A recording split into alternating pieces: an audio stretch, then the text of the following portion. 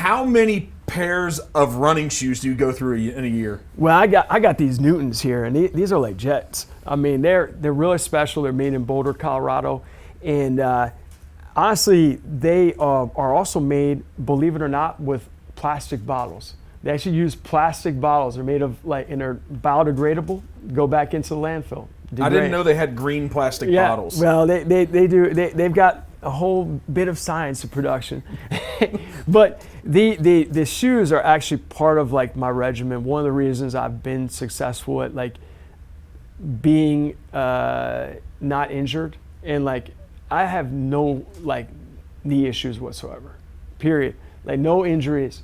And it's the form, like your running form. So like these shoes, they have like lugs on them. They're actually designed so that you strike midsole, and you go off the front.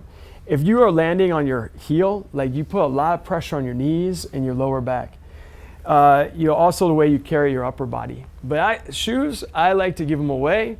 But I do have way too many shoes in my stairwell that you could almost trip and fall over. So I've probably got like about 20 pairs of shoes right now.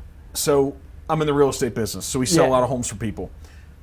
So I'd be really concerned if I came into your home, because the homes that we get really scared, somebody's like, hey, I need to sell my house, and we'll come through and look at it. Every once in a while, we walk into a home, and there's that lady who has dolls up both sides of the stairwell on each step. So are you telling us that your stairwell has pairs of shoes? No, it's concentrated on the one side. Okay. It's on the one side. So you're a little better. A little better. It's on one side. I have my buddy, I have a shoe case. One of my friends got me. He's like, he was, my friend Kaba, he's really like, he's more type A about things being organized. He's like, Harvey, you gotta do something about that. So I'm like, yeah, I got a shoe case, but I also got like shoes going up on the left side. But you know, if it's like, yeah. You don't know any other way to do it, man. Yeah, So how do you choose the pair of shoes for that day? So how many new pair of shoes do you use, put on, tie on each year? How many pair? Usually I probably wear about 12 pairs of shoes across the year, maybe 14, because my shoes will actually last like 500 miles or so. But for Newton, I'm often wear testing their shoes. So like these shoes here, I believe they have like, I can't remember if I put these or the other ones on today, but they have some new technologies that are in the sole that I'm testing. So I'm really good at the wear testing. Like I notice real finite details with, I mean, there's been a couple pairs of shoes where I've been like, no, absolutely not. Like you gotta go back to like elements with this. And then other ones I'm like, wow, these are something extraordinary. And so wear testing, I love doing it. So what's special about Newtons? So I'm a guy in my limited knowledge, back when I used to run a little bit, because I've run some 10Ks and some stuff. I've done a little bit. I give a little bit of respect for that. Man. That's great. But hey, I ran the Cincinnati Turkey Day race. I did it in under 50 minutes, man. That's good. That was decent, wasn't it? That's very decent. 48 and something, so it's still out there. That's really good. Now, that was my peak. No, Beyond that's that, good. it just came down there. No, that's good. Getting out there. So what about Newton? What's special about that shoe? Well, Newtons are like, they're a small company based in Boulder, Colorado. They have a small team, but they produce really high quality shoes. And it's the design here with the lugs. I mean, their design are patented so that you are landing on your midsole, and so it's your form. And when I'm running like a 100-mile race or backyard ultra, 354 miles, my form looks almost identical from the beginning to the end. Yeah, which is kind of wild. I mean, it sounds like that's not realistic, but my form looks very similar. And I equate that a lot to the shoes. These are really popular in the Ironman. They have a much smaller marketing power than other major shoe brands. Yeah. I mean, if you look at like, but the thing is like the quality is outrageous. It's really high quality, and like Yeah, I mean, like it's kind of neat. Like also seeing like just a small passionate team and what they're able to do. I love my Newtons. I mean, I've been wearing them for 12 years now. Not getting off of it. No. So we'll do a couple either ors. Yeah. Okay. That's great. Marathon or ultra marathon? Definitely the ultra marathon. Always? Well, it's always in a sense that I love the marathon. Like, in fact, I believe we have the best marathon in the whole world locally, the Flying Pig Marathon. And that's my favorite marathon and one of my top 3 favorite races anywhere of any type. But where my strength is in the ultra world.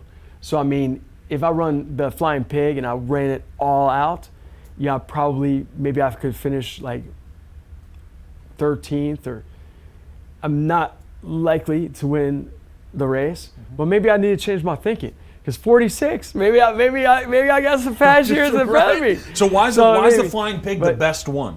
For me, I love the Flying Pig because of like the character. I mean, the Iris, the race director, and her team, they go like to the next level. I mean, with the design work. I mean, the whole theme of the Flying Pig is like the funnest theme I know of. Plus the neighborhoods. I mean, it goes across into northern Kentucky. You go through the neighborhoods. You go up to Eden Park. Yeah. Down to Marymount. It's really a beautiful course, and the people that come out. Like, I mean, it's become a part of our community. We're celebrating the 25th annual Flying Pig this next May, the first weekend of May, and I mean, the number of people have come out. I mean, when I first moved to Cincinnati in 1998. I don't remember seeing a lot of people getting outside and running as much. When I started seeing people coming out in like giant groups for like the pig, like, I mean, in February, March, April, you start to see more and more people out there training. And it's neat because they have so many different categories of races. You could do like pump and run. They have like the 5K race. Mm-hmm. My friend Mike, the 101-year-old, we're going to do the 5K race at least. We might do the 10K. I mean, he's kind of debating about which one he wants to do. Mm-hmm. But, I mean, there's just so many different things to get involved with as a spectator as well. So what does, for a layman, I know nothing about proper running. But I did when I was 28 or 29. I was not in good shape. Yeah. And within about 6 months is when I ran that 10K. And it's the only time in my life that I had this feeling that I was excited to walk out the door and just run in neighborhoods. It felt really good. Right. There was a lot of moments that didn't feel good. Right. But what's the path for an average person, me now, 43 years old, not in the best cardio shape I should be, hasn't run for 8 or 10 years. If I had an idea that I was going to go run a marathon, where do you start? Yeah, so you start with, I would join a team, to be honest with you. Like, and it's really nice. Like, they have these teams are like totally affordable. It's like $100, a little more than that. There's like a Tri-State Running Company, for example. They meet on Tuesdays and Saturdays. And there's actually like 3 or 4 other groups in the city where you can do the same thing. And it's like so motivational because when you get done with work at 6:30 at night, you're not thinking I'm gonna go run 4 miles or 5 miles or 3 miles or whatever it is. You're not thinking you're gonna do that, but it's that accountability factor. Tomorrow morning, I'd love to lift weights 3 or 4 times a week, but because of all the other crazy things I do, I'm kind of limited. But I make the effort to at least do it once a week. So tomorrow morning, I'm meeting over at Queen City Fitness, personal trainer, 7 a.m. So I'm gonna go work out with him for 1 hour, and it's an accountability factor. So I'm accountable. I know I'm waking up at 6 a.m. I'm gonna have to like make myself over there. If I wasn't doing that, what's Friday? Why wouldn't I just maybe sleep in a little bit? I'll put off the running to the afternoon, or maybe I'll lift in the afternoon. But then I get to the afternoon, I'm like, there's 5 other things I want to do right now. I don't have time to go lift weights at 4 p.m. because I want to get going here and do there and do that.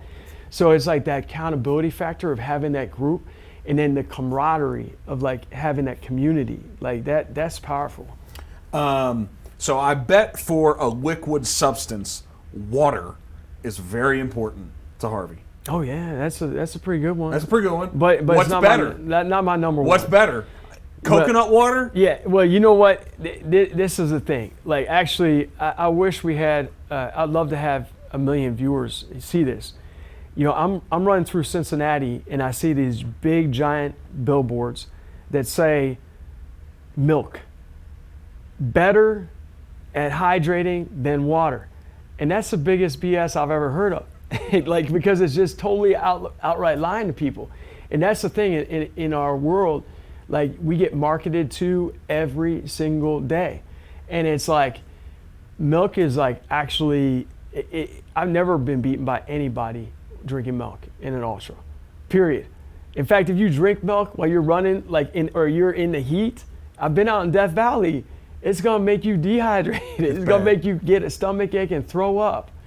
Yeah, so it's like, it's false marketing. And so water. Is there something better than water? Yeah. Like, when I'm running an ultra, I actually don't drink much water. Okay. I actually only drink like a very, very small amount. Like, I'm talking about, I drink like maybe like 3% of my drinks are water. The rest I'm drinking is calories. Like, so I drink a drink called Tailwind. It's got electrolytes in it, but I also like coconut water. Okay. I really like coconut water. And honestly, if it's day to day, pure water is the best thing for you. You know what I mean? And juice. I love orange juice. What's the thing with so orange juice? The acidic stuff hurts me, man. Yeah, I know. I can only drink, like, I mean, I can drink the whole container. Okay, and sometimes that's another thing. My students, but what are you doing, Miss Lewis? You got that whole jug. You just drinking that whole damn jug. Yeah. I'm like, yeah, in like the next hour and a half. So water, orange juice, coconut water. And not the orange juice during the races though, but like during the races, I actually drink a variety of drinks. Okay. Starting with electrolytes, so that's my base. Then I have the coconut water, which is like, helps me if I'm like crashing the plane. It helps me to bring it back. I also drink like soda, believe it or not, like not my day-to-day life, but like when I'm running a race, like Coca-Cola is excellent for like the calories and the, because you need massive calorie intake. You need massive calorie intake. Like, I mean, you wouldn't even believe the amount of calories that you have to take in to survive for 4 days. Tell me how many. Yeah, I mean, a 4-day race. I don't know. I have to pull out my calculator here because it's like, how many tens of thousands of calories? Well, you know, I would try to get like 400 calories, 500 calories, almost an hour sometimes. Like, and that would be, so that's a 10,000 a day. 1,000 was more than that. Like, it's like 12,000. So then 30. So like 35,000 calories, like across like 4 days, like, you know, so it's a lot of calories, but that's in that type of race. In like, for example, bad water, it's 120 degrees, and you have to like focus on things that can digest easier, like drinks and like possibly soup or something like that, but it has to be more of a liquid format. It's harder. Does protein matter? It doesn't actually matter in, like, especially the shorter races. As you get longer races, I like to have more solid like foods. Protein is not a giant element. It's because your body can only do so much repairing amidst the actual event. Your body is focusing on, it's like you're the Starship Enterprise, and it's like it's focusing on shoring up the walls that are like caving in and things like that. I mean, it's like your body, I don't know, you need that calories. Calories number one. Yep. You need salt. Like, you need salt for hydrating, keeping hydrated. The fat is good because it's just easy to burn. But the protein, yeah, I like that in like bigs. It's like 300 some miles, but it's one of the big misnomers is like that, oh, you don't get enough protein as a vegan, you know, like it's really interesting because, I mean, it's like in this country, we have this fixation on protein, but I've never met anyone with like a protein deficiency. Yeah. It's not like, you know, suffering from some food disorder. I'm pretty sure this vegan diet guy here sitting in front of me that just won a 354-mile race I'm pretty sure that's evident that it's okay what you're doing. Oh yeah, it's more than okay. That's what I'm saying. It's actually like that's where I really see us going as a planet and a nation, if we're to get over some of these major world challenges we have. In fact, like I see it as actually part of the solution. Because I was talking about, we spend a third of our national budget on healthcare. Yep. And like the number one killers in our country, heart disease, stroke, diabetes, cancer, they're all products of like the lifestyles we're living. And the biggest factor is the food we're consuming. So, sugar is a huge culprit, Yep. but like dairy is not good for you. Yeah. And it's like, it's amazing. Like I know like more and more people are aware of it. Yeah. You're starting to see in the grocery store, like the plant-based like milks are like starting to be getting almost level to like, especially amongst the young population. Yeah. But it's an uphill battle. Yeah. Like for example, with my school district, which I love, they made a post about something about the menu a year or so ago. And like I made like a comment on there about it'd be nice if we had some plant-based milk options. And like there's a lot of parents and students that feel the same way. And I think my comment actually got like 80 some likes, and like their initial post had like 18 likes. And so they got back on it, they responded to it, but they're like their hands are tied by like the FDA like stipulations. So it's really interesting the power the meat and dairy industry have over our government and like the policies that in everything. I mean, even in our cafeteria we have propaganda on like milk. Is that advertised in our cafeteria? How's that make you feel when you walk by those posters every day? Oh man, yeah. I mean, I got you more fired up though with like the actual statement running through the city. I'm running through the city at like a 6-minute mile as a 46-year-old after running a course record on like this course that had 55 miles, 17,000 feet of climbing, like 2 days earlier. And I'm like running into this workout to lift weights downtown, and I see this billboard, milk, better at hydrating than water. I'm like, man, and I feel like it fires me up because so many people, they don't have any exposure or anything other than that. It's like part of our culture. Like our culture, it's the culture we are in, especially in the Midwest. And people almost feel like a bit of begrudging about it. Like they almost feel like it's a personal attack to even suggest to eat something other than meat and dairy because it's part of their norm, and it's uncomfortable to shift our norm until something significant happens. Isn't it tough? Isn't it tough to change the mindset of what we've been taught? It's tough. It's tough for all of us, isn't it? It's tough, man. Yeah, it's tough. So the next ultra marathon, if I'm a betting man, and I've been known to lay some bets down, but if I'm a betting man, who does Mark Perkins put his money on? Who finishes higher? Well, it depends on the race. If it's a short race, there's a lot of people who can beat me. And as the race gets longer, there's fewer and fewer people who can beat me. On that 300-mile race. On the 300-mile race, there's going to be 74 other people out there that have a shot at beating me, 100%. Any one of them has a chance to beat me. But I'm going to give a lot of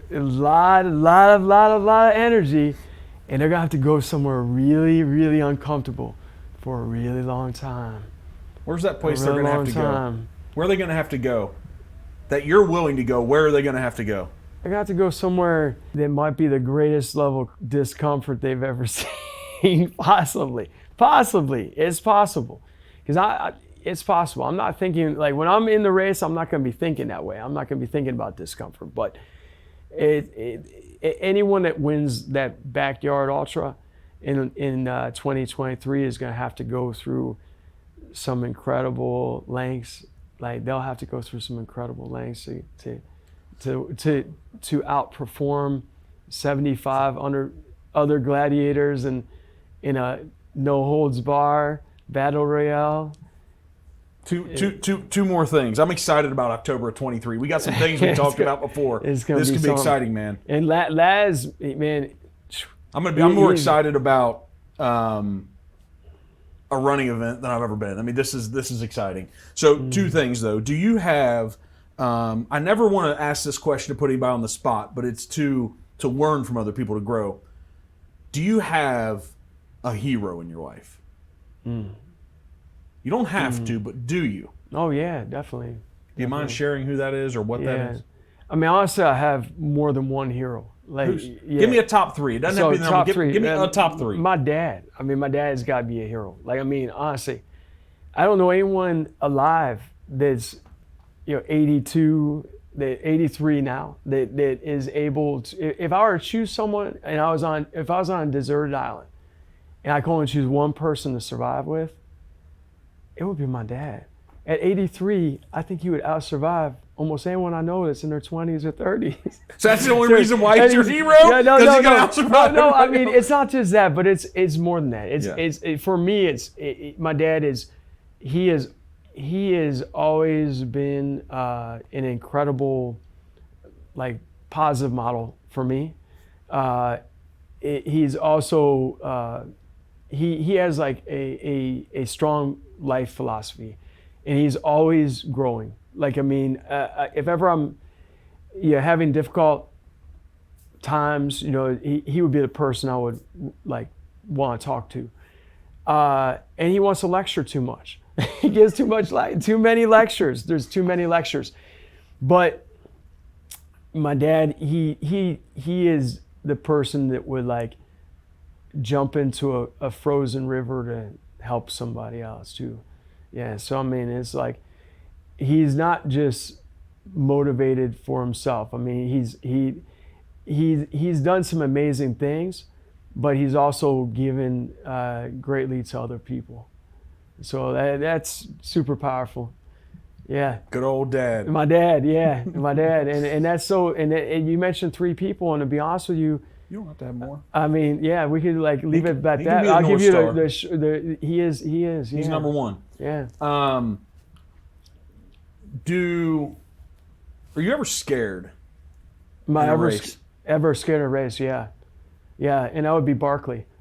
Yeah, which is good because it's good to be out of your comfort zone. Like, I mean, maybe the first time I did Badwater, it was like 120 degrees. It was like getting on that roller coaster, like the biggest one you ever dreamed of before you had any experience with roller coasters, and going up that first hill and thinking, oh my God, what has happened here? Oh my God, survive here? Oh my God.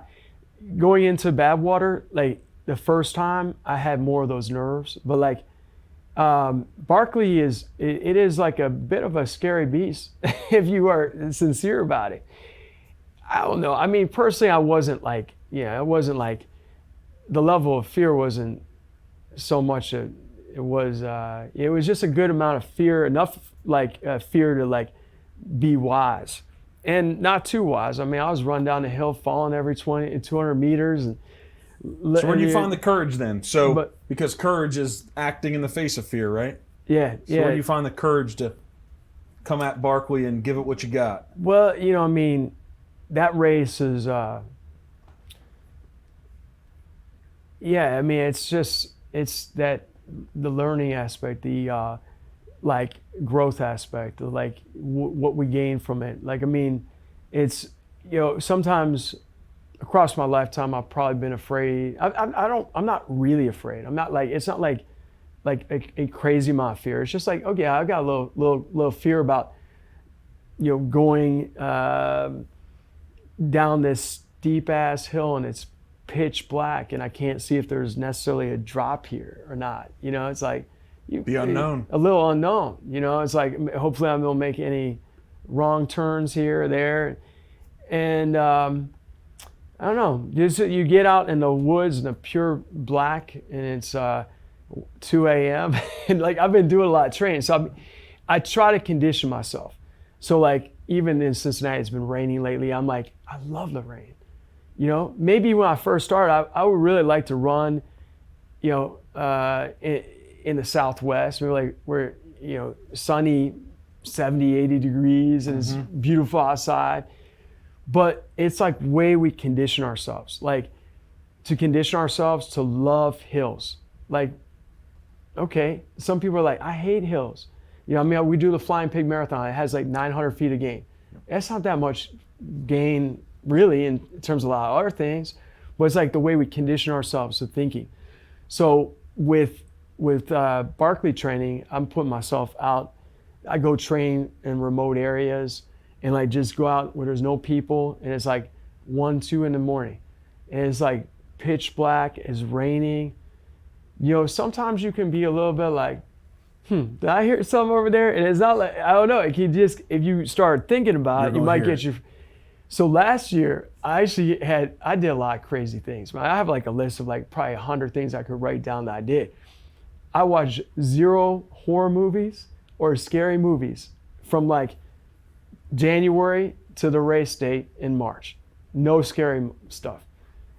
And it just like, I don't want any like crazy ass horror movie popping in my head. Have they in the past? Well, not really, but I've also never done Barkley. I mean, Barkley is like, you're out there for 12 hours every lap, and it's like, there's nobody. There's You're not no gonna one see coming a to runner. save you, man. Yeah, you don't see a runner. Like, you might not see a runner. You may, but I mean, you could freak yourself out maybe. I don't know. I was a virgin last year, so I was like, I'm gonna just not watch any horror movies. And yeah, I felt pretty good out there. It was more scary, like the moments leading up, you know, like. Then you go to your place. Is there a zone in running?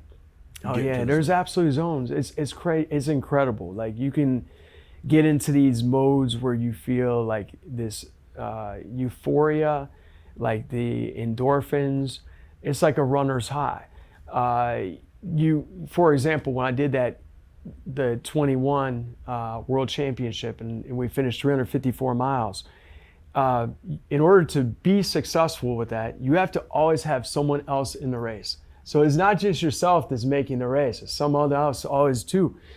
And like once we hit 300 miles, that was a major milestone because we had never hit 300 miles at Laz's property.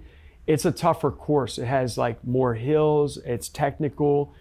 And that was something that back in 2017 when I first did the race, it was wild because the French guy and I, we lasted 24 hours, a whole day beyond the next person, the third person, and no one had gone that far yet. And like Laz said something about, well, it looks like, you know, you guys might make it to 300 miles. And it kind of got in my head. And I'm like thinking, oh, damn, we're at like 240 miles now, 230 miles. And I'm like, this race is just never going to end because we're going to get to 300 miles and I'm not going to want to quit. This other man's not going to want to quit. So I literally went out in that race in 2017 knowing that I could have went further, but knowing that I was just ready to quit mentally. So getting to that place, like the 300 and then going beyond that, like that was when some magic started happening. So we started, the Japanese guy, Mori, Chris Roberts, who finished second, he looks like injured, but he survived the third night somehow miraculously running sideways. Like it was crazy.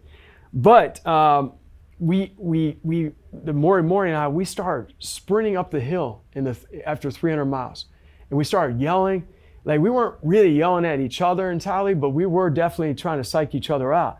And we were just like battling with each other. And we just kept going harder, just running really hard.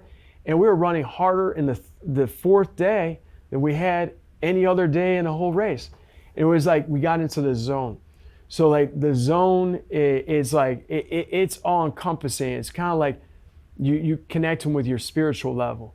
And like you have the mental aspect, the physical aspect becomes less important because the mental aspect takes over.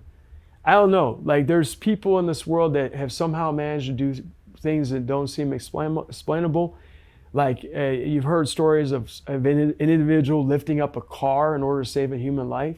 Mm-hmm. I mean, it's things that seem like mysteries. But maybe we all have them, right? And, yes. And to you at 300 miles, that previously would have seemed, if you thought about it, insurmountable. It might be the first 4-minute mile. that banister back in the day. Oh, yeah. It couldn't be done, right? Yes. And then after it's done, Absolutely. it happened just I knew the record wouldn't stay very long. I knew it 100%. clipped off. Absolutely. So, It's just so 354 miles. So as that ended, how'd you win? Like is it the moment somebody else quits? yeah. So That's it. Chris Roberts, he had been like, I was just amazed that the man made it through the third night, because I thought he was for sure not going to. And then he survived. And then he was kind of like playing wisely, like just playing off, like just going easy, while Maury and I were going at it. And it was probably a really good strategy, because we could end up both destroying ourselves, and he could have ultimately won the race. But we got to like back to the nighttime loops on the road. And in order to be strong in this race, you have to be strong both in the trail and in the road. So it creates diversification. And he's a really strong trail runner, but not as strong of a road runner. So we got back to the road. He made it another loop, and it was like the next time out, he said he had overextended what he even had like originally set out to do. I think he achieved a great amount. We both had eclipsed the previous record, and it was just So he was in. That's awesome. And that was something really surreal, because that was a dream I had written down for New Year's in 2021. I wrote down win bigs, and it was a lofty goal. It was like a high-reaching goal. And then when that happened, I just was like, I was shouting in nature. Like there was no one around for miles. I was making a lot of noise. It was me and the coyotes. How'd you find out? How'd you know you won? Well, honestly, you can know because it's an out and back course. Mm-hmm. So if you see the other runner, then make it back, not out. Like, so you know. Start yelling. You start yelling. Yeah. Are you yelling while you're running? Oh yeah, man. I was like yelling. I was yelling so loud. I was hollering. Man, if there was a video there. They can't beat me. No, I was just being ridiculous. Like, it was a little too much. But it's a good thing no one got video. You in the nature. No, just me in the nature. Hey, to wrap this up, I have a question. A lot of times we change the screen, but we're not going to this time. We'll try it. And but it seems like people who accomplish big things. And the big thing is, everybody's accomplished the biggest thing they've accomplished. That's the biggest thing they've accomplished. It's different for everyone, but it's almost like our life shifts in moments. You can reflect back on, man, if that didn't happen, good or bad, right? If that thing didn't happen. For sure. And so we talk about them as these pivotal moments. So I asked you a top 3 are there heroes, and you're like, well, it's definitely Dad. Is there a moment in your life that, reflecting on it, you're like, that was the most pivotal moment in my life? It could have gone one way or the other. If I didn't make that decision, if I didn't do that thing, is there a moment? Yeah, it's kind of wild, because I would initially have probably went to the point where I broke my neck, because because the way you phrased it, I have to go all the way back in time. And I would actually I would actually say literally it was high school, and it was and that's why I'm happy I teach high school, because I feel like that's a moment where kids are at a crossroads in life, and there's many different ways, and we can take those routes with my friend Adam later in life too. But I would say it was doing that marathon. Yeah, because coming at it with 8 miles, 8 miles is the furthest I ever ran, and I didn't know anyone else that did the marathon. I met all that stuff myself. I was on the train going down, and there were these, back then they didn't have squirrel nut butter or things you rub on your body. And the guys were like, oh, you got to put Band-Aids on your chest. I'm like, Band-Aids on your chest? I thought they were just joking around. I'm like, what? But that little race, may seem very small, but it was a big turning point in my life, because it really caused me to realize I had control over the driver's seat. I'm not just, being funneled by a system, or I had more control over my outcomes, and like it made me take more ownership over what was happening. And like even my travel adventures, like I went to Belize when I was like graduated from high school on like by myself, and like was go around, got dropped off on the bus from Belize City to Dangriga, and just was bought a machete, and I was just hiking through the jungle by myself. I mean, it's not the smartest thing, but if you don't have like, some sort of jungle experience with like, these poisonous snakes running around, like you get lost and other things, or run out of money like I did on the second to last day and have to sleep on a deserted runway. but I wouldn't have taken those other life chances as much, probably, or given the level of rigor had it not been for that initial marathon. So that race was a real pinnacle moment for me, for sure. Like, absolutely. So every 15 and 16-year-old, the moral of the story is run a marathon. Well, it doesn't have to be a marathon, but I think it doesn't have to be when you're 15. It could be any time in life, but I think it's reaching out and going after, continuing to not allow yourself to be shifted into directions by culture. Like, I mean, I feel like my friend Mike Fremont, he's over 100. He's a centenarian, and he says, this is the happiest he's ever been in life. And most people would think, oh, the happiest I'm gonna be in life is when I'm like at my physical prime, whatever that may be in your mind, so, or what, there's different, like, or when I'm the wealthiest, when I'm like reach my, this level of wealth, or when different stories for different people. But I think it's like, it's like continuing to grow in one way or another, where it's like through your family, through your faith, through whatever it might be. That's nourishing to the spirit.